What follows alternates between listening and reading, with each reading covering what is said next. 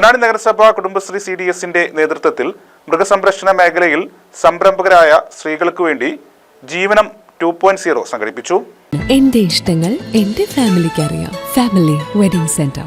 CDS conference ഹാളിൽ നടന്ന ബോധവൽക്കരണ ക്ലാസ് വെറ്റിനറി ഡോക്ടർ അങ്കിരസ് ജന്തുജന്യ രോഗങ്ങളും പ്രതിരോധവും എന്ന വിഷയത്തിൽ അവബോധ ക്ലാസിന് നേതൃത്വം നൽകി. ജന്തുജന്യ രോഗങ്ങളെക്കുറിച്ച് നല്ലൊരു ബോധവൽക്കരണം, അതോടൊപ്പം ഇവിടെ കാൽഷ്യം കിറ്റ് വിതരണം ചെയ്യുന്നുണ്ട്. അത് നമ്മളുടെ ഈ പശുക്കളും അതുപോലെ ആടുകളും മുതലായ മൃഗങ്ങൾക്കുള്ള പോഷകാഹാരക്കുറവ് പരിഹരിക്കുക എന്നുള്ളൊരു ഉദ്ദേശത്തോടു കൂടിയാണ് കാൽഷ്യം കിറ്റ് അതുപോലെ കാൽഷ്യം ടോണിക് വിതരണം ചെയ്തിട്ടുള്ളത്.